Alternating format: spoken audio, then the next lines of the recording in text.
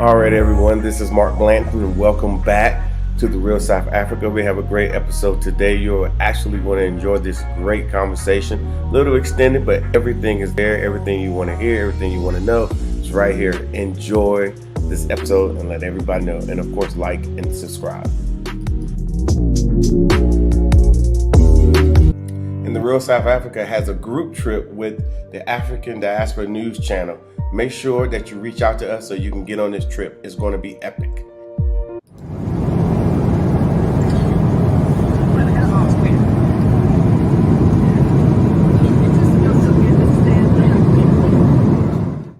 You are here in South Africa. This is Sandton City. Downtown area is absolutely awesome. So when you get here, you'll get an opportunity to visit this as well. So check out the Norrises and their interview. All right, everybody, this is Mark with Blanton from the Real South Africa. And as you know, we always have the best travelers in the world coming to the Republic of South Africa. And they got all these crazy, amazing stories about stuff that happened that probably didn't happen. I was playing. But no, they probably got some, they have some good stories, and we want everybody to know what's going on here. Mm-hmm. So I'm going to let them introduce themselves. So this is your opportunity to blast out to everybody in Cleveland. Yeah, my name is Scott Norris from Cleveland, Ohio. Here with my wife. She'll introduce herself in a second. And my son, Israel Norris. He's 7 years old. And, unfortunately, we're coming to the end of a month-long trip here in South Africa. So we look to be back soon, very soon. Okay. Yeah, and I'm his wife, Ezekiel Norris. And I'm actually crying right now because we're leaving tomorrow. But yeah. Okay. So, but you do have some Caribbean background. Oh yes, I'm Haitian. Okay. Yeah. And you're just a Clevelander. Yeah, Yes, just a a Clevelander. Clevelander. We can do from the Buckeye State, So that's why you're an Ohio State fan. Ohio State fan, exactly. Yeah, I'm born and raised Cleveland, Ohio. This is actually my fifth time in Africa. My first several trips I've been to Uganda and Kenya, so this is my first time in South Africa. Okay. Yeah. So how does it compare? Every country is unique, has its own unique qualities. I would say that South Africa, I think, is more suited for people coming to visit, especially from developed countries, because everything is right here. Everything is easily accessible. It's easier to travel around, to get from one point to the next. So it's a little bit just more advanced, I would say. But not a put down to those other countries at all. I mean, I think people should come visit the continent, but I really like it here a lot. I feel most comfortable living here than those other places, Okay. So I obviously people know that we're in South Africa, and we always advocate, especially those in the diaspora, even if you're in Haiti, to come to Africa. Right. Regardless of wherever you can fit yourself on, wherever you can get to Africa, so you can get some of these good feelings. Because some of the things that we're going to talk about, they do apply to other places as well. Yeah. They do. So we're not just advocating for one country or the other. Yeah, No, exactly. no. Cool. Yeah. So, Zeke, talk to us. Listen. My grandma, actually, I was talking to her. She felt a little envious. Really? Yeah, she said she always wanted to visit Africa. Oh, but in that mentality that we have back there is like Africa seems so far, So she never had a chance to, or thought she would be able to. And when she found out, when I was talking to her on the phone, and she found out I was here, she's like, "You could have just brought me." And so she's 88, 89. Yes. And she's like, we're like, "No, we can't. It's like a 14-hour, 15-hour flight." Yeah. And she's like, "I could have done it. I could walk around the airplane. We could have done something." So she really would have loved to come here. My mother, she's coming next year, hopefully. But she was still skeptic about the whole, is it safe? And are you okay with the 7-year-old there? I was like, I felt more safe with Israel here with me than I would in Dorchester. And so to me, it was, and not only that, you have people who who are, they're so friendly and also looking at you as be careful or watch out for that, or so they're also looking out for you at the same time. So it's not like everybody for themselves and they just walk down the street, because I know in Boston you say hi to somebody, they're like, is this person real, you know? So the ambiance here is, I would say, is on steroids. The nature that we see on TV, it's nothing compared to real life. Like nothing. Just we saw rhinos. I mean, they're not in your backyards. Because I know a few people ask me, you know, you can have cheetahs or something coming up. I'm like, no. I mean, we don't have that in the States. You know what I'm saying? So no, you go to a certain place to go see them, but to see them in their natural habitat, to me it was an aha moment, like I belong here type of feel, you know. And the little one, he's like kicking and screaming, like he doesn't even want to go back, you know. Oh yeah, he does not want to go back. He's like, I want to live here. So when we went to see the Crawford International School, he was saying, Ma, can we come back? I want to come here. So let's talk about that, because there are those that the reason we did a video with Crawford International Schools. They reached out to us and said, hey, you know, we know there are African Americans that are coming here, and we want to be able to put our product in front of those African Americans or those in the diaspora. So we did a video. A lot of people seen it. I think you've seen it as well. Which prompted you to go? Oh, I actually, as soon as we watched that video, I actually connected with them. Okay. I sent an email, and her name is Sharon. She hit me back and gave me information. And when she told us when we come in town, just send her an email, and we'll set up a date. And that's what's happened. Yeah. So, okay, you went to the school. Yep. What happened? We went to the school, so there's a gate. So you know, it's kind of. So we went to the Pretoria campus. So the way it was is in the city, so it's right there. So it's behind these gates. So you're not really thinking. Well, for me, I was thinking like school, like in the States. You know, it's just a building, and that's it. You walk through that gate, and you're like, you see the football field, soccer field. You see the kids eating and spending time with each other there. You know, we went to the third grade classrooms, which are semi-outside, so it's like right there. So one whole section will be for the third graders, a whole section will be for the fourth graders. So they separate them, but they're not separated all at the same time. Okay. And they have the open cafeteria. They even have this boarding school that's completely equipped. The school first will start for third graders. They start them with coding, robotics. And they pick 2 languages on top of everything else that's going on. I mean, it's totally equipped. Your child is getting what they need. But this is South Africa. So obviously, you know, I'm being a skeptic, but you know, like a lot of people are, you shouldn't see these types of things. You hardly see it in America, so I don't know why people feel like it any other way. but you found it here. Yeah. Very accessible, and then I think you talk about the pricing. Yeah, so we were looking at, what's the name of the school in Ohio? It's a private international school. Andrews Osborne. It's a boarding school / private school, and it costs around $27,000 after scholarship. Yeah, and that's a year. Right? That's a year. And, for Crawford, and I have to say this, Crawford actually offers a little bit more than Osborne does. Okay. For Crawford, you're spending around $6,000 for the whole year. $6,000 US, and you get a private education. Yes, top notch. It's a baccalaureate. International baccalaureate. Yeah, international baccalaureate. Program. Yep. And it's it's an international school too. Yeah. So it's like you know your accreditation, you can get into any university around the world. But the universities here are pretty good too. Yeah. You know? So and then also, what was really cool was that after we did the tour, my wife got a chance. Well, I was there too, but got a chance to talk to Sharon. And we were probably in the office for like a couple of hours easily. Yeah, almost 3 hours just talking. And just expressing and then sharing our concerns and stuff. And she put us at peace. And I'm an educator too, so I'm very picky. Sure. She put me in a place where if we were here right now, I would have signed him up.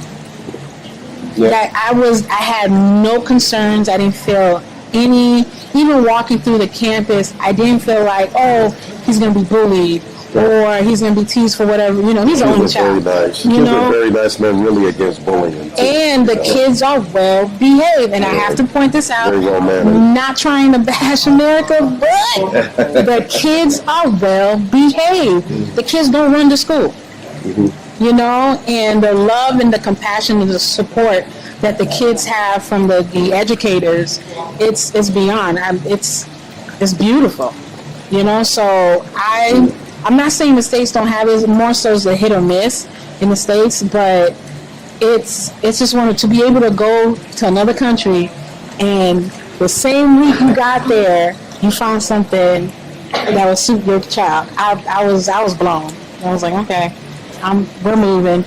That's it. Okay.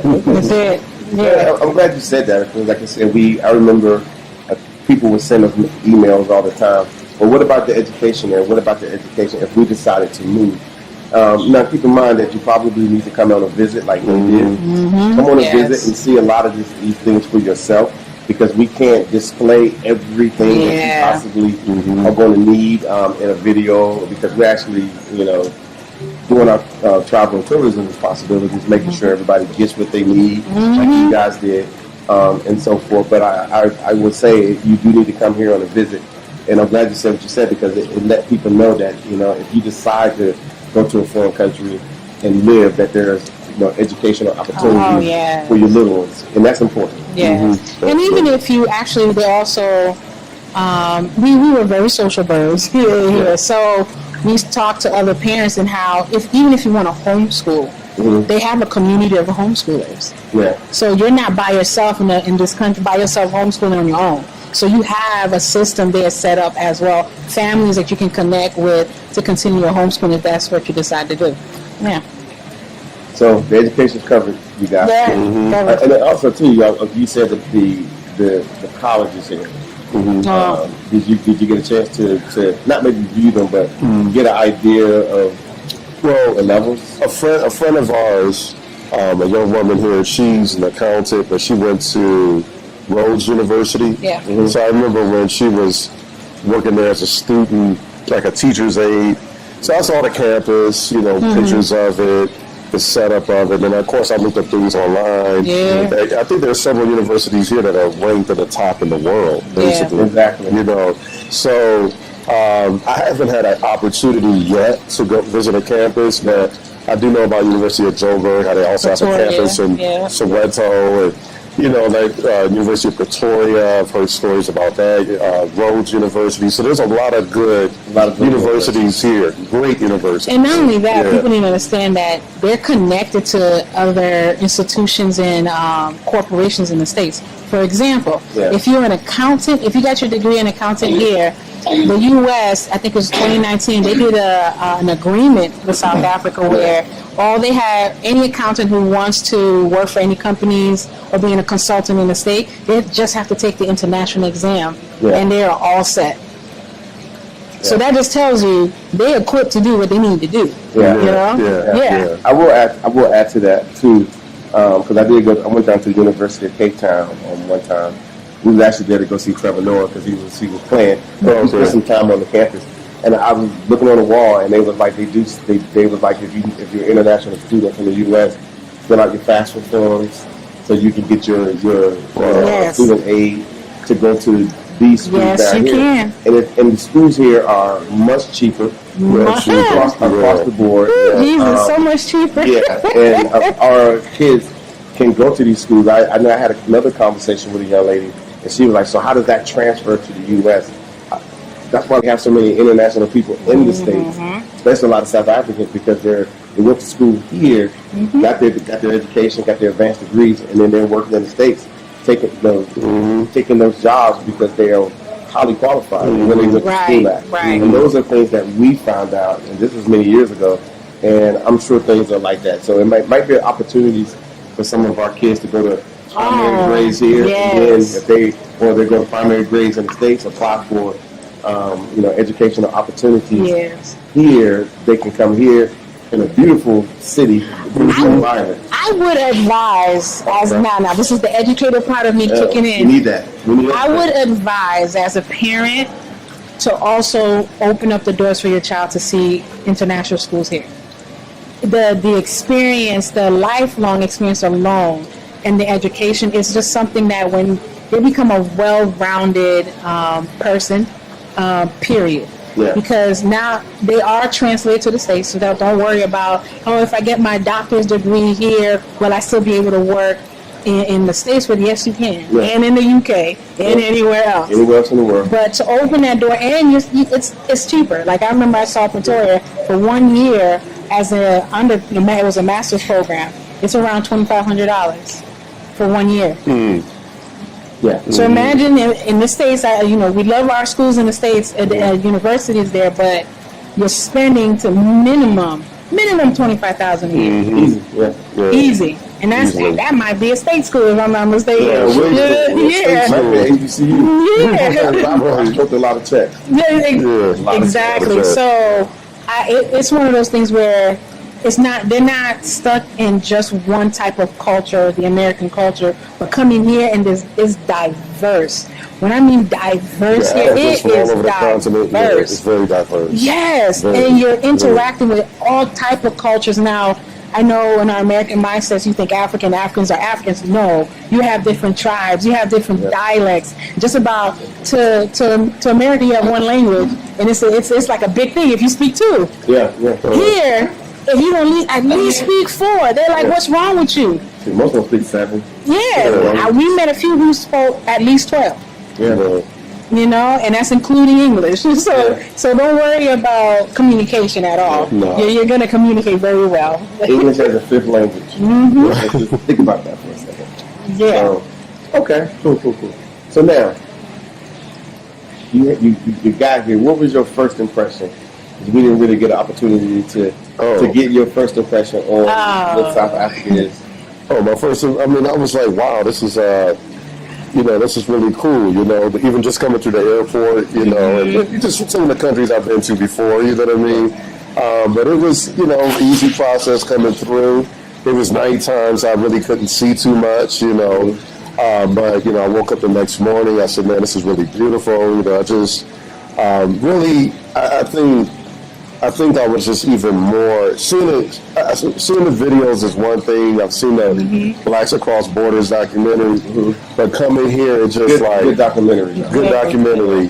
It just really blew my mind. That's all I could say. It was just I don't know. For me, it just I don't know.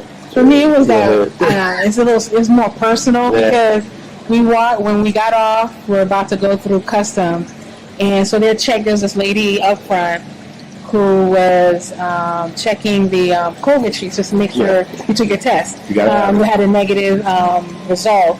And there was a couple of people there that was becoming impatient. And then there was this group of missionaries who were talking to, connected with at the airplane. And everybody was like, just give her time. It's only one, because it was at night, so it was only one. I think we were the last flight or something, and they were like, give her grace because she's the only one up there. And she was so calm and nice.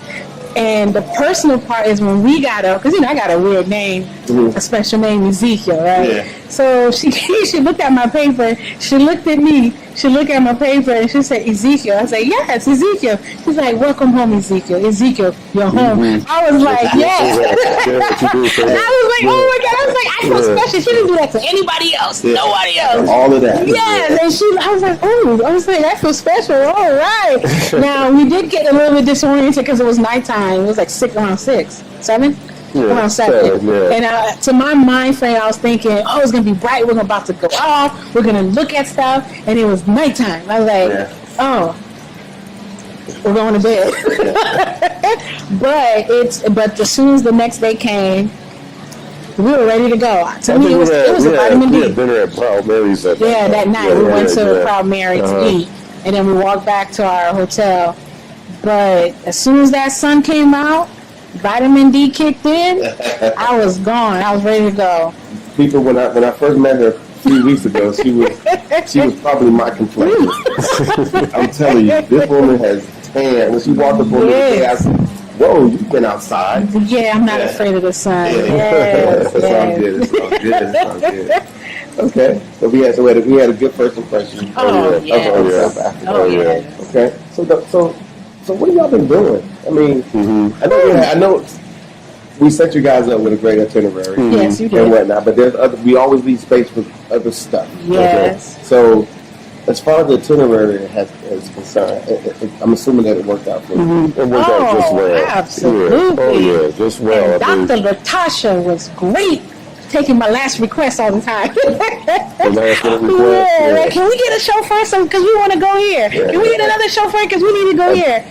Greatly accommodating. Yeah, our drivers were incredible, especially Herbert. He did the Soweto tour. Yeah, Soweto. Yeah, he is like a walking historian. So I love history. And he's got phenomenal stories to tell about his experiences growing up in South Africa. So I learned a lot. We got a chance to visit Nelson Mandela's home in Halton Estate, the one that he passed away in. Yeah. We got a chance to visit Mandela's house. That's new. They just finished putting that together. Okay. Yeah, I got an email on that. They just finished putting that together, making that an attraction. So people can learn a little bit more about Nelson. Yeah. Oh yeah. Then we visited his home in Soweto.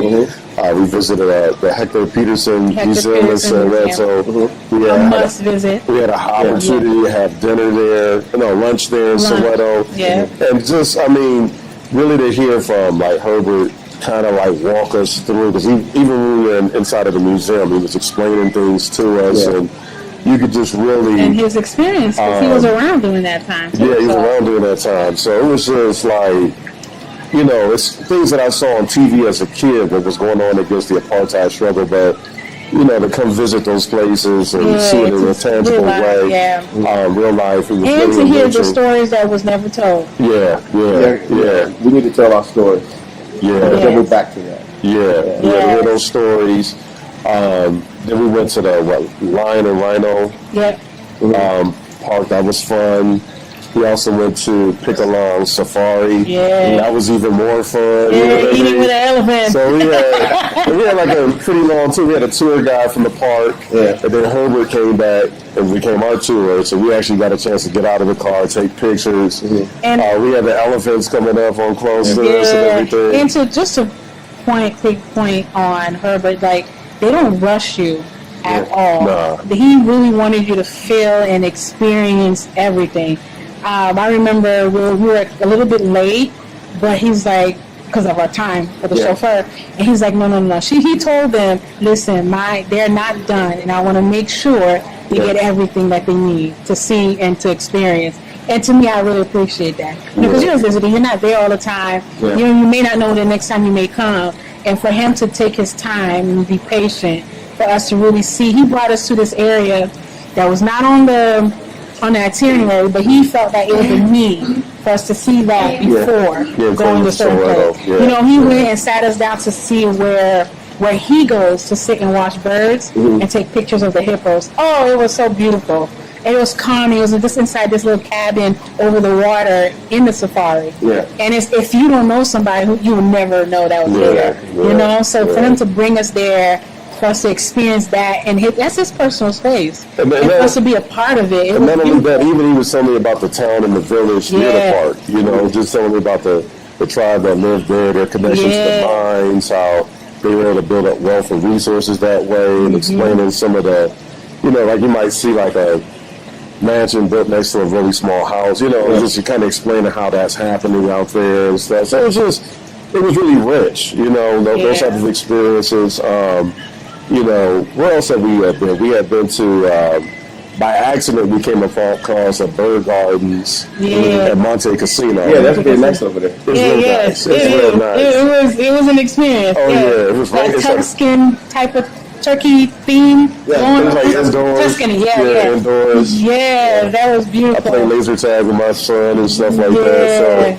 So did the kid have a good time? He had a good time. My goodness. Yeah. But they'd be like, can I be my kid? Even at the Mall of Africa, he was just playing in the little playground with the kids. Remember when we got back to the hotel? And then outside, he was running through the water with the other kids. He came back to the hotel, Mark, and he was like, I love my life, Mommy. Daddy, I love my life. Man, the Mall of Africa in the fountain in the outside. He was out there. He was outside yes. with the kids. There was an indoor playground. He played in there. Outdoor playground. He played with them. Running through the water.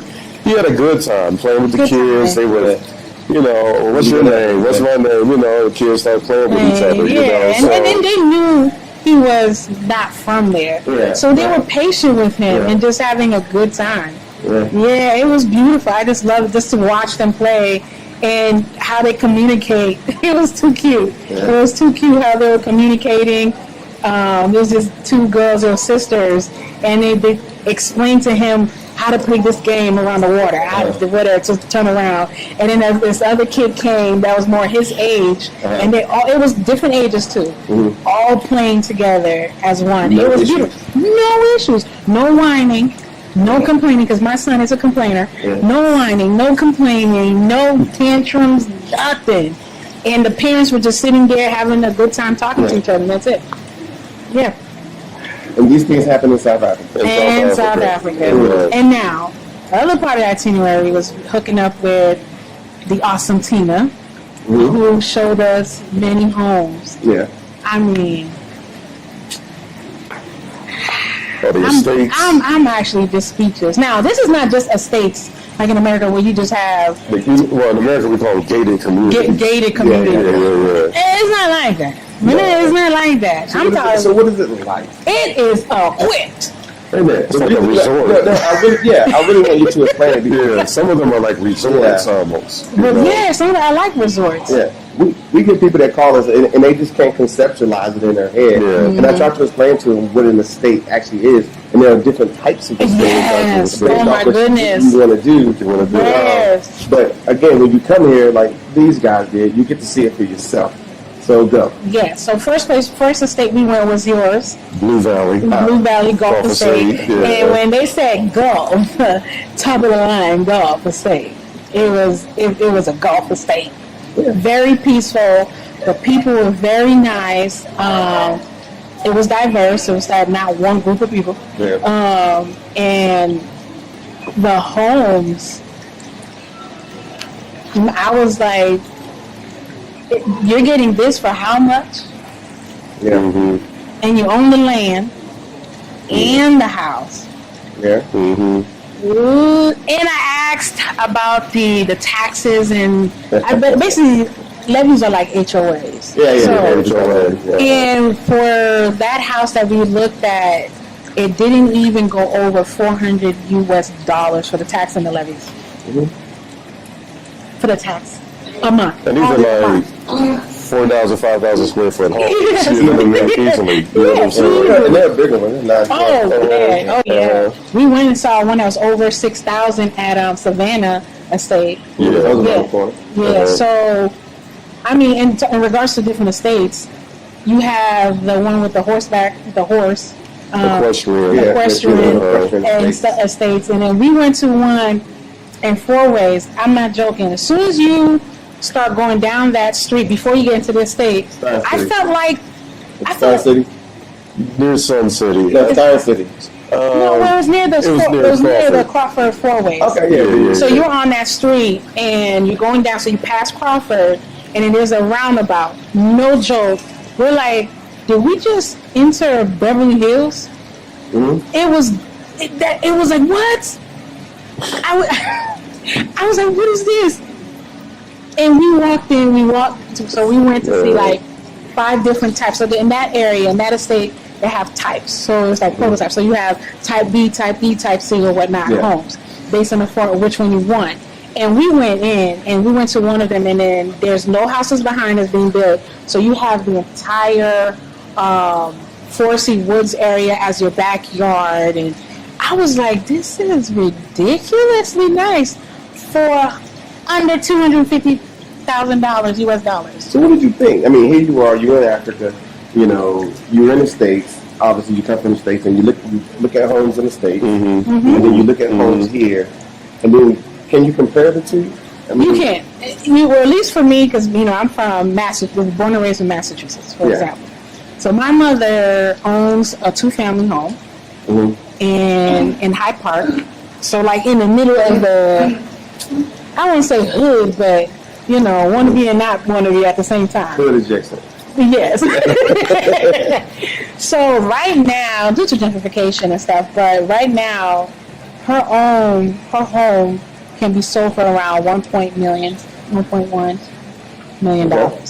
That's in Boston. This is Boston. Yeah. And it's a 2-family. Upstairs is just 3 bedrooms. Downstairs is 2 bedrooms. Mm-hmm. Nothing pretty. Hardly. I think the yard is literally, if you can call it a yard, Scotty. Mm-hmm. Like literally, I think you could do 12 steps. A little patch of Yeah. grass right there, You're spending around over $1 million to buy that house Okay. in a neighborhood that's sketchy. Okay. And then you're coming here, a third of that price, you're getting more and the security that you want. Yeah, all the security guys. For much less. Normal stuff. Normal. Yeah. And it is normal. It is normal. It's normal. Like, it's like going to any estate, it's like it's a common thing for you to see how they are well secured. They take their jobs seriously, because when we went to one estate, we were not scheduled to. But a friend of ours did her, she's from she's here. So she did her vendor thing, talked to the people and everything, so we were able to get in. But the security followed us the entire time until we met with the realtor and waited for us at the realtor house to make sure that we leave. Yeah. So there's a code. If you don't want nobody to come see you, just don't give the code, and they can't come in. And it sounds like a bit much, but you pay for those types of services. Exactly. And so when you, like, for example, if you're on your estate and you want to, go to your clubhouse, you don't want everybody And their baby mama taking up your seat, whatever. It's your clubhouse. Yeah. My clubhouse. I never had one. Now, you don't have to do a house, because we went to Polo Fields, which was apartments, condos in our, what we would call it, and completely equipped. I'm talking about state-of-the-art pool. You have a bar area. You got restaurants. You got the concierge, the spa. And fitness, fitness.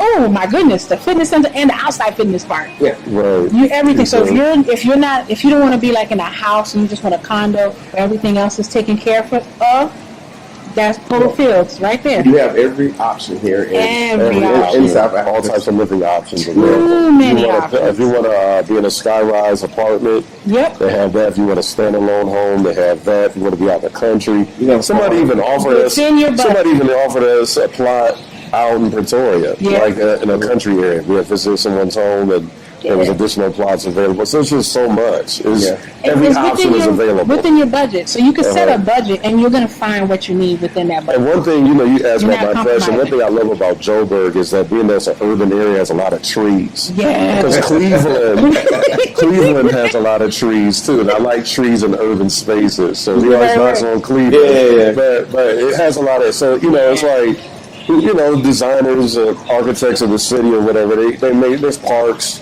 There's trees, so you don't just feel, it's very urban, but at the same time it has that connection with nature, which I like. And one thing I remember I was telling my husband I noticed is the different type of trees that they have here. Yeah. I was like, oh my God. So you like those purple trees? Yes. The jacaranda. That's my... Jacaranda. Oh, jacaranda. Yes. It's beautiful. Yeah. Oh my goodness. We went down a tree line street, and it was just them. It was just even on our street that we're staying on, it's like that. I was like, so beautiful. And you have the Florida, palm trees. You have some other ones I don't even know the name. Yeah. And I was like, these are beautiful. Yeah. I mean, it's tropical here as well. Oh yeah. So if you want to live in a tropical environment, you can come here. Or if you want to visit a tropical environment, you can come here as well. Mm-hmm. So let me ask you this: like, you guys have obviously made friends here. Yeah. Okay, talk about it. So well, first we actually had friends here already. Sure. And then when we came, we made more friends. And I have to say, the people whom you guys connected us with, like Tina, Tato, who else? I have a few other names that I can't remember. But being connected with them, and Isaac, yes.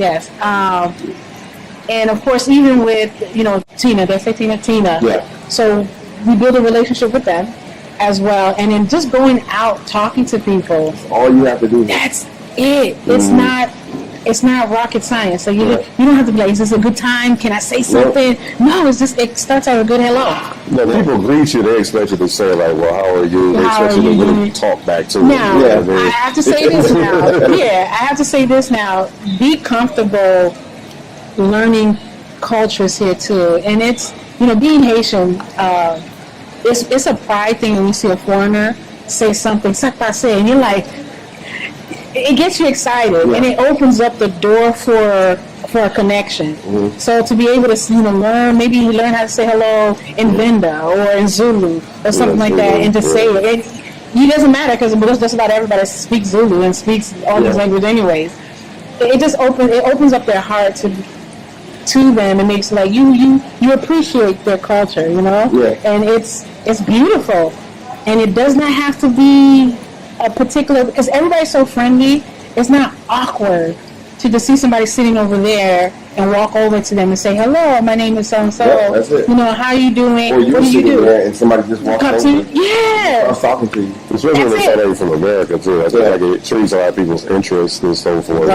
Right. So it's not what we call an individual type of society at all. When you spoke on that America thing, it's funny, I think Americans probably think, well, because you're American, it's happening because you're American. And the reality is, it kind of isn't, because what happens is they see us on TV. Because all of those U.S. shows that you guys are watching in the U.S., they're watching them here too. And they're watching their stuff, and they're watching stuff from other parts of Africa.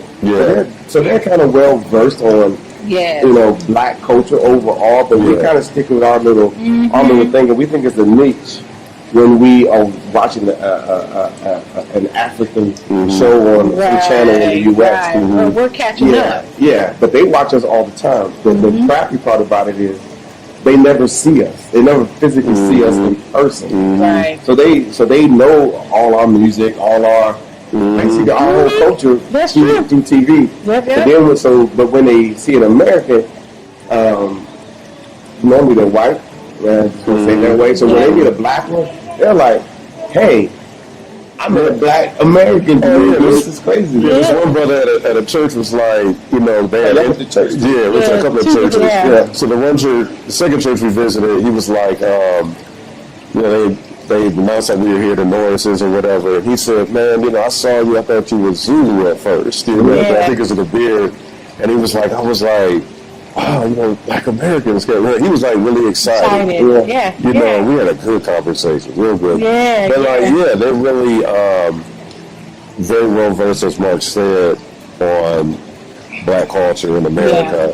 Of course, they watch the other Nollywood and stuff like that too, But they're a lot of people are like, well, welcome home, and what can I do to help you out? Right. And we're actually very helpful. Just as we stated, someone here local helped us get into an estate.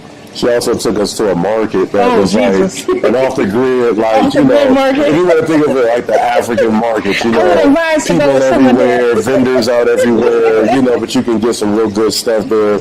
Inexpensively. But you would never know that place if you did not. Yeah, you would never know that if you didn't know somebody. And you must come here because what happens is, and I'll just tell you, like just behind the scenes, people are always like, "Well, I was on Google," and then they ask us something. I was on Google, and they keep trying to use this Google thing as their let go Google. Yeah, all the negative stuff that comes up on Google.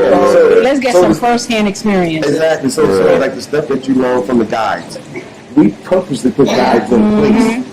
So you can have those experiences. You know you're going to have these experiences. Right. But you can't do that sitting on Google and trying to figure it out. You have to let BBC go. can help you. Right. CNN, they give you a glimpse. Yeah. And they're usually going to point something. The non-favorable. They're going to show the negative side. Yeah. There's negativity everywhere, but they're only going to show you one imbalanced story. I also want to state this, too, because I heard this a lot. This whole notion that Africans don't really like African Americans, that needs to stop. Because it is not true. It's not at true. all. Yeah, that whoever's perpetrated this or started spreading that concept that Africans do not like African Americans or whatever it may be, it's completely just false. There's some of the Africans that we even some of the people that we know here locally, even from other African countries like Zimbabwe, we have a family that's been here for about 12 years. We had a chance to have dinner with them. Came out to my wife's birthday, celebrated. We were social. We were social. Tatos, Isaac's daughter. Came, and her cousin Humphrey. Listen, we were social. We were like, everybody come. We came to my wife's birthday and supported. I mean, but I've met people from different countries here. Tina's from Congo, she told me. Yeah. So, it's a mix Zimbabwe, of... The other one is from Botswana. I mean, it's Nigeria, from the guy from the church, the family from the church, who is actually making my mom a dress at this moment. We'll be picking it up tomorrow. Yeah, it'll be done. But isn't it great to be sitting around a table full of Africans from all over, and then you representing the African American component, and everybody just having a conversation, because that's happened to us several times when we're just sitting around, and then we're all black, but we all like the same things. The conversation's very similar. And you kind of find out this person's from Angola, and this person's, like I said, from the Congo, and this person's from somewhere else, and you're like, this is crazy. This is crazy. Because we're not supposed to be, from our perspective, as being an American, we're not supposed to be having these conversations. They don't like us. Right. As you said, but you obviously you said a couple churches while you was here. And keep in mind, this is some of the latitude that we build into some of these packages based on the conversation that we had, because we had a conversation. Yep. And I was like, hey, we kind of want to, no problem, we can make that happen. But based off the conversations with you guys, and you guys were excited. We knew you guys were going to expand your horizon. Absolutely. Once you got here. Thank you. I have to say, Latasha's on point. He's late night. Hey, Latasha, how you doing? It's Cleveland again. Can we get? Is it possible? No, you guys were awesome. I have to. We already started talking to friends and family, saying they were like, "Oh, wow, okay, we're gonna check you guys out." And because I was like, "No, they are legit. They are on point. They will make sure they are customer packaged according to your needs." Yeah, they will, so it's not any other tourist company where it's the same thing for everybody and you're stuck with what they give you. No, it is packaged according to what you're here for, what you want to experience, and then some. Exactly. So it's been an awesome experience. Now, can we talk about the food real quick? Oh, you know what, people, we're going to have a short conversation about the food here in South Africa. So obviously we got some conversation about the food. Oh, here's the 7-year-old. You're on camera. Say hello. Okay, go sit down over there. He's good. Okay, you want to be with us. Here. Okay. So I'm gonna let him start with the food. Yeah, go ahead. Oh man, did you find anything worth eating? Oh man, every day was just an experience, man. I mean, just really good fun. I mean, man, the food is really good. I mean, it tastes a little different here too. Fresh. It tastes a little fresher. Very fresh. But I mean, from local, I've had local as well as in the dining experiences. I think Signature was the best restaurant, but the best formal. But that just says a lot because everything else was top quality. Yeah. And even when we went to Tatos and Isaac's, in East Rand. We went to like a little local takeaway. That food was good. The chicken wings were on point. I mean, just my gosh. Yes, the tripe. I think I had to adjust to that. That's the stomach of the cow, but I don't know that. The island people will have no problem with it. But everything was good. I mean, it was like a type of corn that was made. I don't know the name of it. They call it maize here. And Millie's had the pop. Food was just on point. I mean, so let me ask you this. Because we get people that, obviously that are inexpensive too. You can eat really well. You can like eat at a really nice restaurant and you look at the bill and you can do the conversion like, oh wow. And then you can take your time. You're not like, they hand you the bill and you gotta go.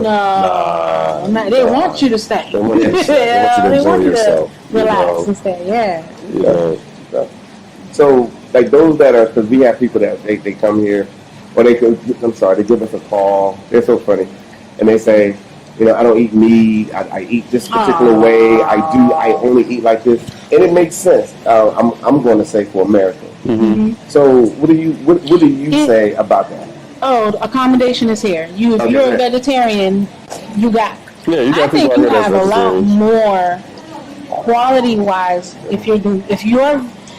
I ate so much meat that I was like, I think I need to go vegetarian for a little bit. I was like, man, steak, lamb, everything.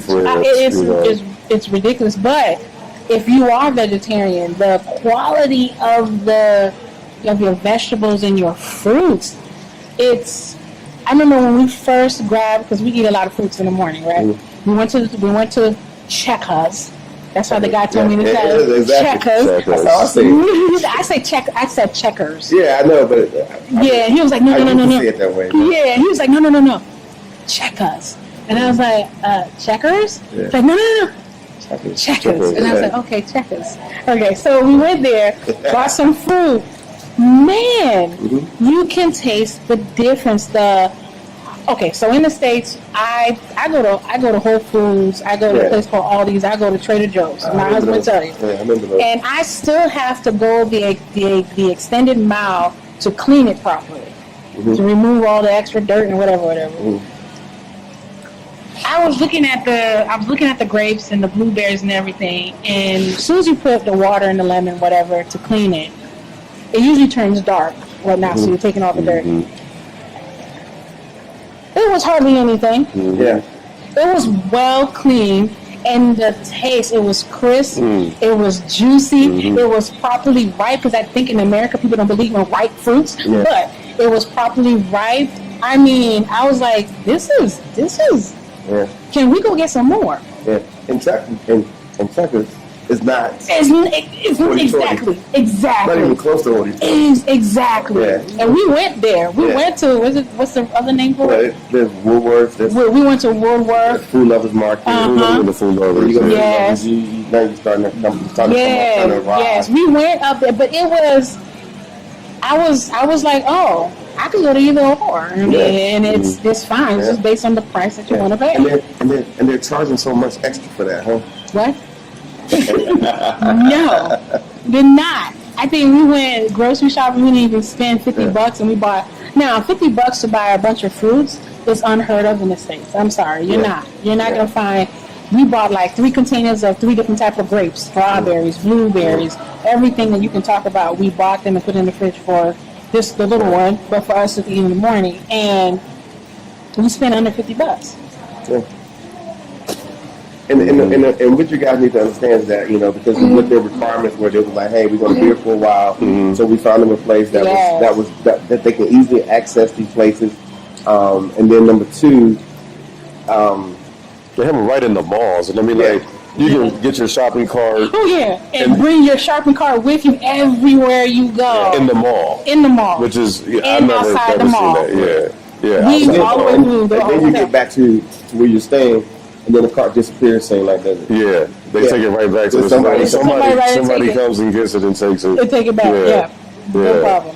I mean, because in the States, I don't see too often inside of a mall, supermarket. I mean, it's usually like 4 different supermarkets. Yeah, and it's blocked off. So you can't take the cart completely out of the mall. And walk around the mall with the cart. No. You can go from store to store, grocery, clothes store, toy store with that same cart. And out the mall to your car or back to your hotel and leave the cart right there and somebody picks it up. Picks it up. Yeah. So they had obviously they had an apartment that they were staying in. Yeah, an apartment. They had a 2-bedroom. Right? 2-bedroom with a kitchen, full blown kitchen. Yeah. So laundry too. So how was your accommodation? Very nice. It was good. Very nice. It was good. Peaceful. I love the room itself. It was the good size bedrooms. The bathrooms were awesome. I think the little one took so many baths. And the water feels great. Now, I have to say this. I was telling my husband, we have a water softener because cleaning water is kind of hard, in Boston. The water's harsh. So we have a water softener. And everywhere we go, we can feel the difference when we are not using it. Yeah. Can you feel the difference at the hotel? Yeah, that's the thing. When we got here, we were drinking. We had friends that would come to the house, so we constantly had bottled water. We were just used to having bottled water in the States. So then somebody was kind enough to say, "Hey, do y'all always just drink bottled water?" And we're like, "Well, yeah, like everybody drinks bottled water, right?" And it's like, "No, Joburg, the water is proper here, so you could drink the water straight from what we call the tap." And so we drink a lot. We just fill it up in the refrigerator. That's it. And we, of course, I like sparkling water. Like Kanye said, I like my little sparkling water. So, but you can't get that from the tap. But yeah, even the water here is very. Oh yeah. I was loving And our it. apartment had like washer and dryer for your laundry. Yeah. A nice countertop in there, granite. Looks like it's granite or something. I mean, just really nice, really high quality. Nice apartment.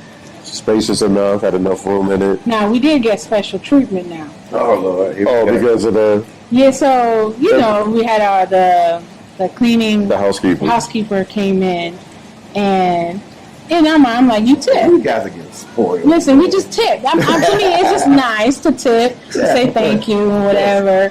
So it maybe they don't get it often or something, but we hadn't understand the rands yet, so we're getting used to it. At that point.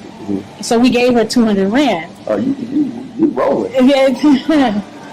But we gave her 200 rand, and it usually they come every other day. She's been coming every day. Yeah. Every day, make sure our towels are refreshed. Now, you're supposed to call in and let them know, hey, we need new towels. No. Well, we came here to pick up your towels. Yeah, every day, fresh towels. Every day, our little apartment is clean. Yeah.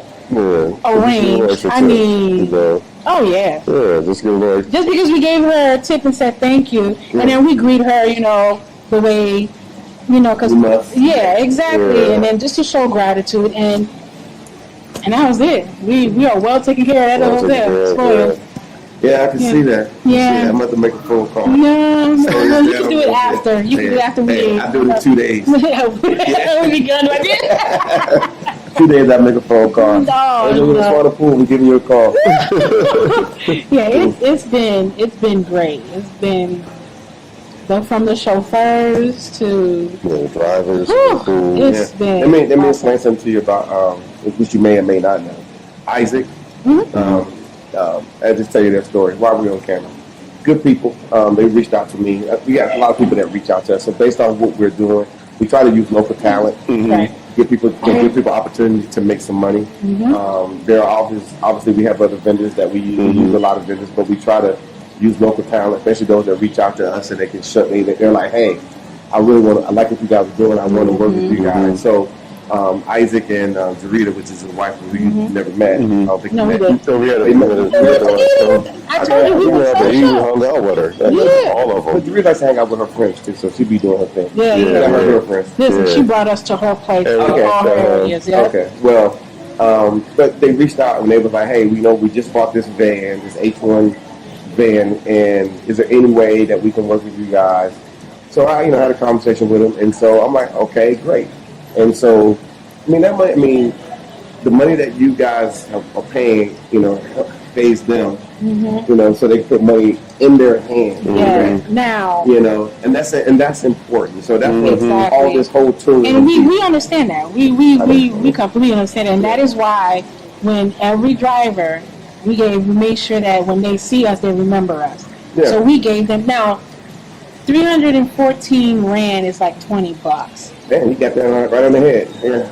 And we've been giving them 300, 400 rand as a tip. Yeah. Because we know that, okay, this is a local company who, I don't want to make sure I give them an experience to always to continue to work with your clients and everything. So we make sure that we're like, before we leave, we bless them with something extra. Their daughter, she sat down with us, Oh, yeah, she did my makeup for my birthday. Miss Stop playing. Yeah. This is Miss Soweto winner or something like that in 2019. Yeah. Oh, yeah, sweetheart. I mean, they're awesome. Completely awesome. But all of these things can't be put in your itinerary. However, based off the type of person you are, based off how much engagement that you want to engage, it's at a point to where if you do these things are going to happen. Yes. Because we put you in a place to win. Now, if you want to be closed off to yourself, do what you do in the U.S., then it's going to be hard for people to reach you. Yeah. But if you can just open up a little bit, these types of things that happen. As far as the tipping is concerned, I've been on cruise ships where I've put $400 US in there, or I've been to, you know, so we're not talking about anything different, but it goes directly into our people's hands. And we really appreciate the fact that they have made themselves known and say, hey, I want to work with you guys. And so, and they understand that they want to be working with, you know, unruly people such as themselves. Unruly people, but you know, it works out. It really works out. And so these types of, so I said earlier, we need to be telling our story.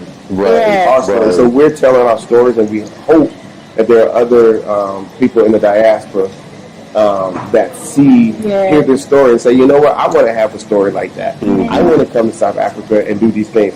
It won't be the exact same story, but it will be your story. And this story, y'all didn't have the story when y'all showed up. No, you did not. I mean, you can be yourself. That's the thing. You can be yourself. And now I understand. Okay, so my husband, there's two things. My husband said to me, because, you know, he's been to Uganda, Kenya, he said the sun in Africa hits differently, right? I'm like, whatever, it's the sun. What are you talking about? Child. I hit that. I was like, your natural environment where you, yes, where you're and really, it does hit differently. From, you know, so and it feels hotter. A little warmer, a little more rainy. I don't know. It feels great. Like it just feels great on my skin. It just feels good. It feels great. It feels, and it's very energizing. You come. I mean, the atmosphere, this period, everything. And another thing is, I'm not trying to put racial stuff up in here, but it's fun. But you don't feel black in Africa. You feel like a human being. I am so serious. Like it's just your being. You know, you're a human who's just living. It's not this uncomfortable when you go to a restaurant, or I mean, as much as yes, you still be observant, but it's not this state of, do I belong? Am I going to be mistreated a certain way? Am I going to be attended to? I mean, there are times like my husband and I, we went to certain places in Ohio, we never got served. You see what I'm saying? So I mean, you don't have that at all. Like, you can just be. And to me, I love it, and that's why we're moving here. You know, and for South Africans, you know, I know a lot of y'all say, if I want to go to America, you should visit. You should visit. Visit. And but keep in mind that some of the things that we were saying, such as you know what Ezekiel just said, getting served. It happened to me. I've sat down in Mac restaurants. I mean, my money is right. My girl MX is ready to rock and roll, and I see them serving everyone else, and then they. You know, you do one of the things, you either make a stink or you just say, you know what, I'm about to leave. I'm about to bounce and whatnot. And, so those types of things happen. So that's why a lot of us are so enamored with what happens here in the Republic of South Africa. Yeah, that's true. We are super enamored. We sit down and they come and you get like real service. And the service here is insane. It is insane. They do a great job. I applaud South Africa. Every one of them. You guys are awesome. We love you because, man, from what people may think, oh, you're just a server. No, you're not. You guys are, your hospitality is beyond. I mean, that's a part of the culture too. Exactly. That's a part of and we appreciate you guys. We love it. We love you guys. Thank you for welcoming us home. Thank you. You know, I mean, just to hear from my grandmother, who really wished, out of her years, she really wanted to be here, and she never had the opportunity to. And for me, to have the opportunity after speaking with her, I was like, you know what, this is a blessing. It is an opportunity that I can't take for granted. You know, so I hands down, South Africa, you guys got it good. You know, you guys are doing good. I know there's stuff that still needs to be. Nobody's perfect. No country's perfect. But as an individual, as a people, hands down, awesome. Hats definitely. off. I have to say that, you know, the experience has been wonderful. It's been a blessing. People have welcomed me in. I know that our goal is to transition here long term. And we've, you know, really got a chance to connect with people that live here. They're phenomenal. Even this one white pastor, you know, real cool dude. He speaks Zulu, you know, real cool dude, was very welcoming, opened up his home to us. So, you know, just a lot of this has been a very rich experience. It's another unique African experience that I've had. You know, not all African countries are exactly alike, but that same love and hospitality that I've experienced in other parts of the continent is here as well. Yeah. And I want to say thank you for welcoming me home. And people that say, "Hey, this is home for you. This is home." They say, "Oh, welcome home."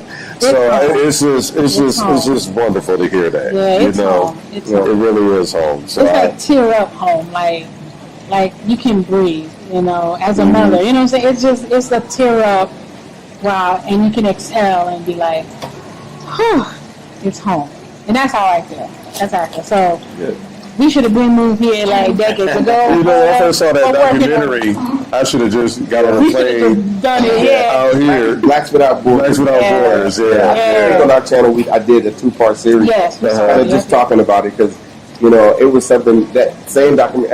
You know, people don't realize that the guy who made the documentary, Stafford Bailey, he's passed. He's from California, but he must have got here and was totally like, what's going on? Yeah. And he felt he probably felt more passionate than I did to say, well, you know what? Because it takes money, effort, and energy to put together a documentary, right? And we happened to see that documentary on, I think it was on Showtime and it was one time we happened to see it. It was random. It was like pop up. I saw it on YouTube. I saw it. It came on regular TV because we were flipping. And then we just happened to stop, and I was home that day. Tasha came from the office that day, and so we were just sitting there, and we both were like, "What? Africa? It was random. It was just like, what? Yeah, because my images of South Africa was still from a kid seeing the struggle against apartheid. You know what I'm saying? And I was like, "What? This is in Africa?" And they were so what they were saying. I'm like, they weren't making this stuff up. And you actually met one of the I met one of the guys. Was it Roger? No. Yeah, Roger.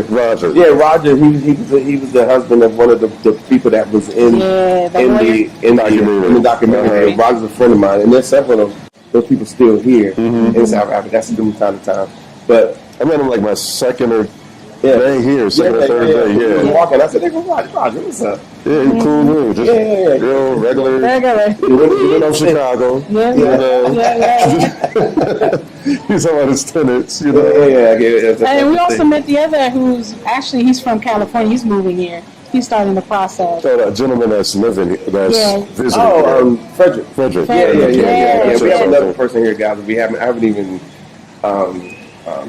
told you guys about, because most of the people that's on our YouTube channel, they want to see the people, and they're excited, and they should be. They want to see people coming here, which is a good thing. So ultimately, I'll get him on. But Roger is cool. I mean, he's been here for about 18 years. Yeah, long time. And he's, told me his wife passed, but like, for somebody to stay and be here that long, and he lived and still doesn't want to go back. No, I'm not even thinking about. No. He's still got his, Chicago swag. Going on. The Midwest, representing the Midwest. But, he loves it here. You can tell it was genuine. So. Yeah. That was just a blessing just to see somebody from that documentary. Like, how does that happen? Just randomly walking through the mall, So it was nice. Obviously, you watched it because as soon as I say because you remember. I watched it. Think about it. Doesn't tell. I'll probably watch it that many times. The woman that was a lawyer. She was a lawyer. Out of Chicago. She was renovating her home. I remember everything. She visited like 20. I know the scene and everything. In Halton. Didn't they live in Halton? Yeah, in Halton. So now I've been to some of these communities and stuff like that, Put the picture I mean, we're not even that far from where Mandela's house was at, So this is like rich full of history, man. It's like rich full of Black Pan-African history, just alive and popping, just here, and regular people. Us coming from America, you could be a part of that. You can make a tremendous impact. They want you. They want us here. They want us here. They want us here. Yeah. Why go to a place that don't want you? Go to a place that wants you. Go where you're celebrated, not just tolerated. I like that. Yeah. But it's very interesting. Like I said, I can talk about that documentary for a minute because, again, I might not have mentioned it, but when we watched it, when we was like, whoa, this is crazy. And at the time I was working for the government, and I was, working for the government, and I ended up coming here to this hotel. They built it. I mean, they built it. That's the only reason why we're here. Because they built for you? No, yeah. No, I was one of the first people to stay here because, we came in for World Cup. That's right. My treasurer came, so I had to come. We was here in this hotel, and I remember them building this hotel. But literally like a few months prior, I saw that documentary, and so we was buzzing about this documentary. So then we was trying to find it again, like maybe it came on TV again. We were trying to find it, through On Demand and all that good stuff. Couldn't find it. So I just said, I'm buying it. I went online, searched it, and got the DVD, carry that old DVD, got it to the house, and we kept watching it. And I made a few copies for friends. I'm like, man, I got to see this thing. This is out of control. So it really motivated me. And then when I got here, it was like, whoa, I saw it. I'm like, this is crazy. When they was building this particular hotel here in Rosebank, when we pulled in, it was still dust everywhere. And they had just finished it, and one thing I remember in particular on the roof, because this whole area they was really building it up because of the World Cup, and people that were here they know the World Cup was bigger than a Super Bowl. I'm just telling you, it was venues all over. I remember seeing it on TV and stuff. Being here, it was like it was on steroids times 10, and but to see the brothers walking around in their suits with the white construction caps, inspecting, making sure stuff. I said, man, we really up. I mean, I was really shocked. I was like, we really up in here like that. And then everywhere I went, it was like us. I'm like, this is. So I remember I was in Rosebank, but the mall wasn't there. The Rosebank Mall wasn't there. And when you walk out of Rosebank Mall, that building you run right into, there used to be a restaurant sitting right there. Okay. So here I am, late at night, I'm hungry. I walk out of this hotel. I said, let me just walk over here real quick. And it was so funny. I went over there. I didn't know anybody. I was hungry. And I had just talked to Tasha on the phone. And she just listened to me. Yeah, okay. Because I was like rambling. I'm like, this place is, you have no clue.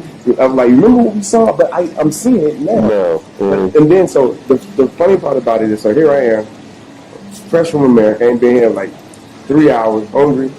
So I go to this. We're in Rosebank. So I go to this restaurant. I order. I said, chicken's always good. So I got me some chicken, and it was a bunch of young people sitting at a big table down like this. And so I just kind of sat over there, and it was like, you can come sit with us. I mean, I feel like I was, pissing them off. Right. I was pissing them off because I'm like, they're like, you could just come sit with us. You don't got to sit by yourself. And so I went over there and sat with them, and we laughed, and I learned so much that night. Then I called Tasha back. Girl, this is happening. It's crazy. So I understand how people are having these feelings and what happens when they get here. Trust me, I haven't forgotten. And I like having these feelings. That's why I can't wait till festive season starts in a hot minute. And I'm just like, I don't know who I'm going to meet. Right. I don't know what situation I'm going to be in, but it's going to be good. It's going to be a bunch of us. And you know what? They're going to be handing me something that just came off the grill. I'm just going to eat it. And we're going to drink. Hey, this is they call it traditional beer. I'm going to drink that too. It's all going to happen, but I can't script it. Right. You got to be in these places. It's going to happen. And be in the moment and just enjoy it. Yeah. So I love it. It's absolutely hilarious. So you guys do recommend that people come to that? Oh, definitely. I mean, unfortunately, you have this pandemic, but you can still come. The borders are open. Just come. Enjoy it, experience it. So you can sit behind them camera and tell us about your experience. I'm telling you, it's I would even say don't be afraid of COVID here. A lot of people are. Don't. I'm telling you, the measures that they take here, the state has not, the U.S. has not even got there yet. They take extra precautions. Yes. Spraying your hand everywhere you go. You go to 25 places, you sanitize. I got my mask off now, but believe if you're walking around, they're gonna say, "Sir," they say it politely, but you gotta, but yeah, they're very cautious. Oh yeah. I mean, and they keep everything clean. Restrooms, everything. So it's like, clean. you know, I mean, I feel like they take more precautions in the U.S. I'm gonna be honest with you. Oh yeah, I'm laughing when you guys said they are polite. They are, because I feel like, but they're so, you know. Yeah, it's funny because I was thinking about, because I go to Macro a lot. Macro is like a Walmart. And I go to Macro, and there's a guy, he walks around with a paddle, with a little thing on it. They just tell you to put your mask on, right? Put your mask up. Like, even if it's hanging a little bit. I be walking around shopping, got stuff in my hand, and then he just kind of, and then he's like, okay. But they're very, and then they'll just walk away and find somebody else, and he'll be like, and this happens like all the time. So it's crazy. It is crazy, man. But it's, you know, I think they're doing it out of genuine concern and care. They don't want people to get infected, you know. So and they're more equipped. They're just more equipped to deal with stuff like this in the States. Yeah. So your final words to all these great, wonderful people out there who are on the fence, thinking about, man, I just need to come to South Africa. I don't know if the real South Africa can make it work for me. There are those. Like I said, I am kicking and screaming inside. Don't let me go. No, I want to stay. I want to stay. If we could have stayed, we would have been here. I mean, we would have just stayed. But we got to follow the law. You know, but no, it's come. Please come. Please come and visit. I don't even suggest 3 weeks like we did because we feel like it's short.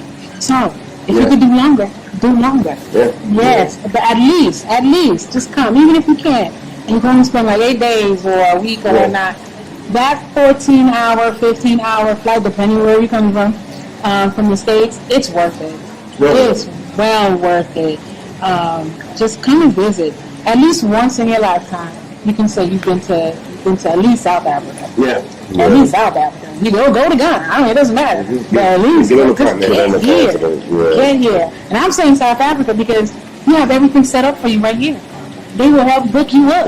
That's it. You don't have to do anything. You literally don't have to do anything. No, you don't. All you got to do is pay and show up. That's it. We'll walk you through it. Help me get a SIM card so we can communicate. Everything else. I mean, it is all set for you. So if you are lazy and you don't want to do it, I don't know how to start this planning or where do I start, it's called a phone call or a message to the real South Africa. And that's it. I think that's the most weightlifting that you would do. Do yourself a favor. Come visit. Come visit the continent. The real South Africa is here to help you. Whether you're married, whether you have a family, whether you're single, I think it could fit anybody. And stuff. No, but I mean, definitely, you know, I highly recommend it. Don't be afraid, you know, step on out. Don't rob yourself of this opportunity. That's my thing. Don't limit yourself to just your vacation experiences in the United States or the Caribbean. And my wife is Caribbean. The Caribbean's wonderful, but I mean, it would be great if the real South Africa was in every country on the continent. They're here in South Africa, so come visit South Africa. I mean, I believe you will really be pleased I believe it'll just blow you away. I'm gonna be honest with you. A lot of things have exceeded my expectations, to be honest with you. Really have. So make that move. They'll make it happen. They'll plan an itinerary for you. And I mean, you know, a travel company that's catered to us, man, that's just not really common. It's not, especially even on the continent. It's really not common. So they think like you think. They know what you have in mind. They're going to listen to you. And they understand the unspoken words that you did not say. Yeah, exactly. So do yourself and your family a service by coming. Yes, give them a call. I suggest call. You come for just a week. I think you're teasing yourself by doing that. Yes, you're playing. But hey, do that. I know people's work schedules are different. Because you will come back if you do a week. Yes, you will, for sure. Yeah, you will come back. We have a lot of people that are coming back now. They're scheduled. They've been here for a short time. You know what? I'm not really sure. I'm going to come for a short time, which is a good thing. It's a good thing. And they come here and they're like, whoa. And then they're booking their that trip. Oh, we already planned our next trip. If you're on tour, do your little short visit, just so you can mentally unlearn some of the brainwashing that we have received in the West. To be honest with you, we've been brainwashed about our homeland. To be real with you, you know. So, we're already planning our next trip. we're trying to plan our exodus. Because we met with the visa people, which was for 5 Yes, months. So yes, if everything goes well, by the fall of by the October, November of next year, we will be visa secured. Yeah, that's our goal. All right, everybody. Thanks for watching this conversation. Like I said, I implore you guys to obviously, like and subscribe. Send it to your friends. Let them see it. Start a discussion. You'll be surprised what people are actually thinking. That are sitting to your left and to your right, or to your right, to your left, whatever, and whatnot. And then, like I said, when you're ready, or if you got questions, send us a message. We will sort you out. Yeah. And so see you later, and hopefully we see you in sunny South Africa. All right. Hello, everyone. As you guys already know, my name is Mark Edward Blanton from the Real South Africa, owner and operator of this wonderful company that brings you to South Africa. And we do it in a manner in which you get an opportunity to view everything, see everything you need to see, either on a 6-day, 10-day, 13-day trip, or if you want to stay longer, we can arrange that for you as well. We do a lot of stuff. The best thing you could do is go to our YouTube channel if you're not already on it, and subscribe, because when you get there, you will see a lot of information. We put out information all the time, which could be important, or which is important for you to travel to Africa. So if you always wanted to come here, if you wanted to bring that DNA back to South Africa or to Africa, this is the best way to do it. So we hope to hear from you soon. And if there's anything that you need, again, make sure you subscribe to our channel, and also hit us up at info@therealsouthafrica.com.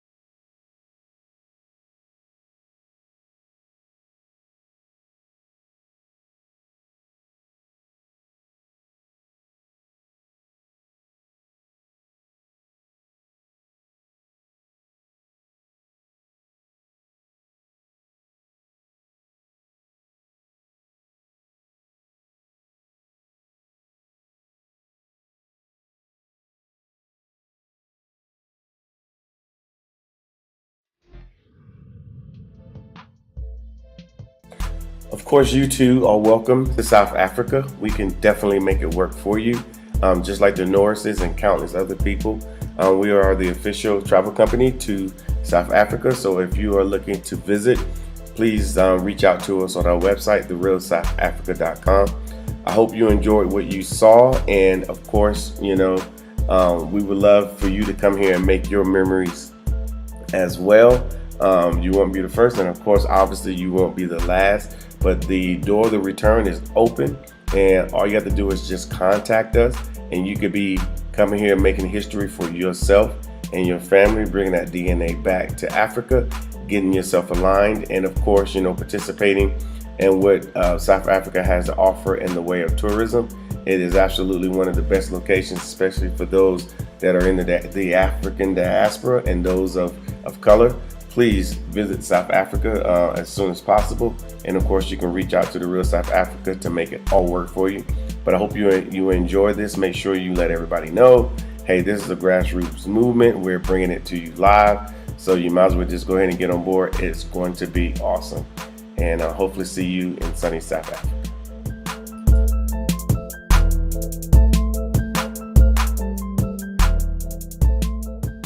Thank you so much for spending time with us today. If you like what you saw, please subscribe, and don't forget to hit the notifications button so you don't miss out on all things The Real South Africa. Thanks again.